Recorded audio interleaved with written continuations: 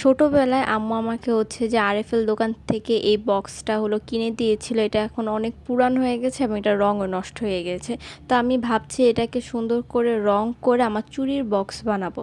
তো এটা হচ্ছে আমি ভালো মতন ধুয়ে রোদে শুকিয়ে নিয়েছি। এখন রোদে শুকানোর পর হচ্ছে এটা আমি কালার করব। এখানে হচ্ছে যে আমি একটা ব্রাউন কালার নিয়েছি। ব্রাউন কালারের সাথে আমি সামান্য পরিমাণ ব্লু কালার মিক্স করে একটা ডিপ চকলেট কালার বানাবো এবং ডিপ চকলেট কালারটার সাথে হচ্ছে সামান্য পরিমাণ কেরোসিন তেল মিশিয়ে একটু লিকুইড করে তারপর হচ্ছে যে আমি পুরো বক্সটাকে সুন্দর মতন কালার করব।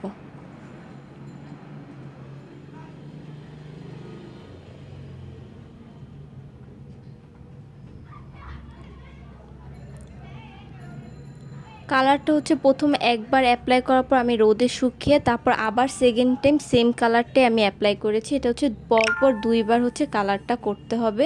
আমার কিছু রং বেঁচে গিয়েছিল, তারপর মাটির দুইটা ছোট ছোট বাটি আর হচ্ছে একটা মগ ছিল, ওইটাও কালার করে ফেলছি।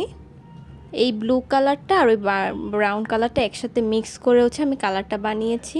আর হচ্ছে এই পুরাটা কালার করার পর হচ্ছে এই হলো আমার ফাইনাল যে বক্সটা, সেটার এখন হচ্ছে আমার যে এতগুলো চুড়ি আছে সব হচ্ছে যে আমি সুন্দর করে বক্সের মধ্যে সাজাবো।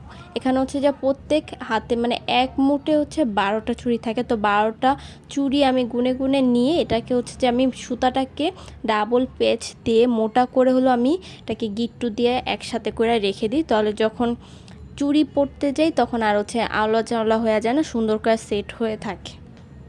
এখন হচ্ছে প্রতিটা চুড়ি এভাবে আমি গিট্টু দিয়ে দিয়ে সেট করে হচ্ছে আমি এই ডয়ারে রেখে দিব। আমি ডয়ারের মধ্যে হচ্ছে যে ক্যালেন্ডারকে ছোট ছোট করে কেটে বিছিয়ে নিয়েছি।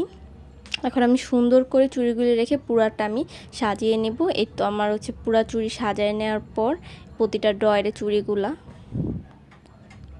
এবং কয়েকটা চুড়ি হচ্ছে যে এখানে জায়গা হচ্ছিল না, তো আমি এই বক্সের উপরে আরেকটা বক্সের মধ্যে রেখে দিয়েছি।